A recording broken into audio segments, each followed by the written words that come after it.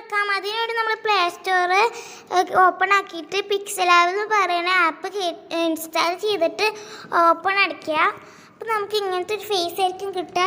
അതിൽ നമുക്ക് ഓരോ കളേഴ്സ് ഉണ്ട്. ഞാനിപ്പോൾ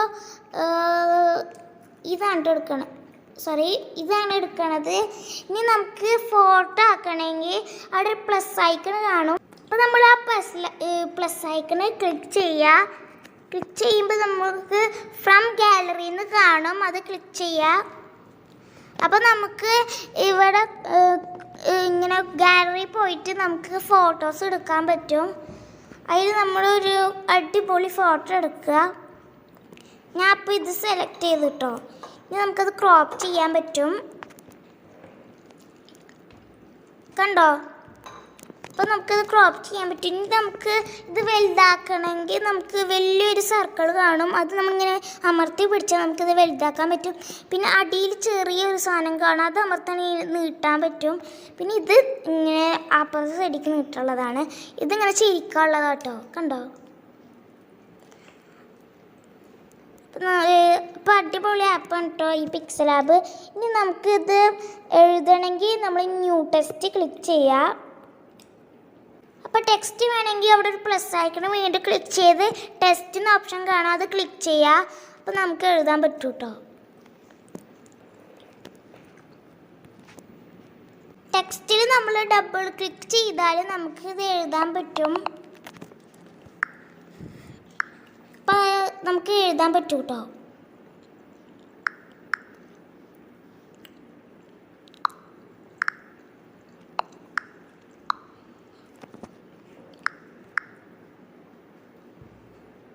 അപ്പോൾ ഞാൻ അടിച്ചിട്ടുണ്ട്. നമുക്ക് ഓക്കെ അടിക്കാം. കണ്ടോ?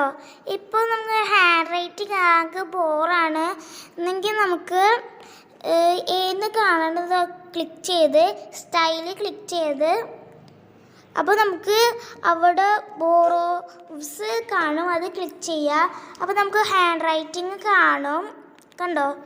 കുറേ ഹാൻഡ് റൈറ്റിംഗ് ഉണ്ട് കേട്ടോ. അതിൽ ഞാനിപ്പോൾ ഈ ഹാൻഡ് റൈറ്റിംഗ് ആണ് ക്ലിക്ക് ചെയ്യണേ. അപ്പോൾ ഇത് നല്ല ഭംഗിയില്ല കാണാൻ. നമുക്ക് ഈ ഹാൻഡ് റൈറ്റിംഗ് വലുതാക്കണമെങ്കിൽ ഇങ്ങനെ ചെയ്യാൻ പറ്റും. നീട്ടണമെങ്കിൽ ഇങ്ങനെ ചെയ്യാൻ പറ്റും.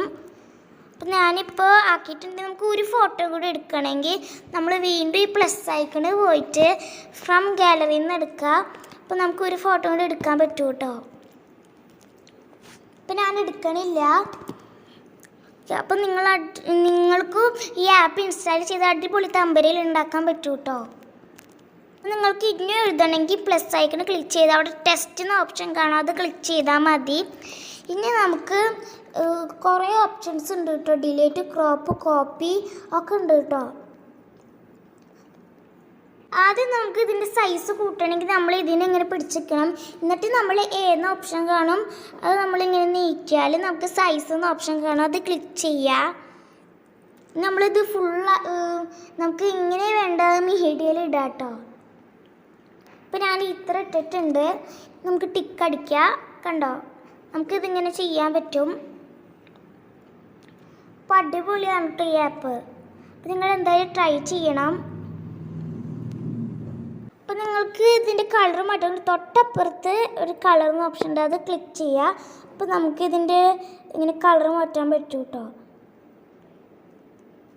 അടിപൊളിയാണ് കേട്ടോ ഈ ആപ്പ്. ഞാനിപ്പോൾ ഇത് സെലക്ട് ചെയ്തിട്ട് നമ്മൾ ടിക്ക് അടിക്കുക. അപ്പോൾ കണ്ടോ? ഇത് സെറ്റായിട്ടുണ്ട്. നമുക്കിതിങ്ങനെ ചെയ്യാം.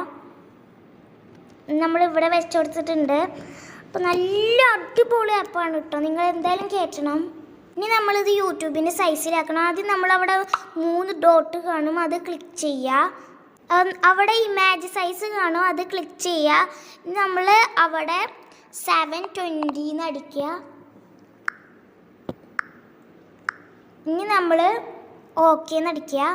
അപ്പോൾ നമ്മുടെ കറക്റ്റ് ഇമേജ് കിട്ടിയിട്ടുണ്ട് കേട്ടോ. ഇനി നമുക്കിത് ഓക്കെ ഇത് റണ്ണായിട്ടുണ്ട് കേട്ടോ. ഇപ്പോൾ ഇത് ശരിക്കും യൂട്യൂബിൻ്റെ സൈസിലായിട്ടുണ്ട്.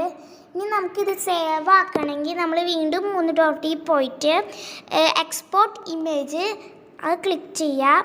നമ്മൾ സേവ് ടു ഗാലറി.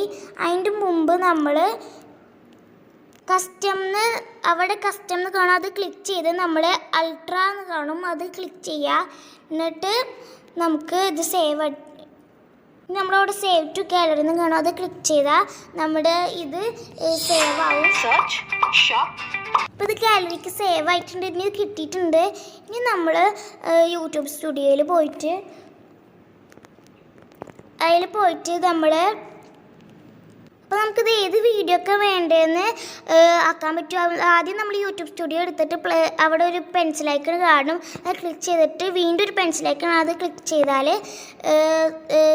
കസ്റ്റം തമ്പനയിൽ കാണും. അത് ക്ലിക്ക് ചെയ്ത് നമുക്ക് തമ്പനയിൽ ആക്കാൻ പറ്റും. എന്നിട്ട് അപ്പോൾ നമുക്ക് ഇങ്ങനെ തമ്പനയിൽ നിർമ്മിക്കാൻ പറ്റും കേട്ടോ. അപ്പോൾ അവിടെ സെലക്ട് എന്ന ഓപ്ഷൻ കാണും. അത് ക്ലിക്ക് ചെയ്താൽ മതി. അപ്പോൾ ഇത് സെലക്ട് ആവും കേട്ടോ.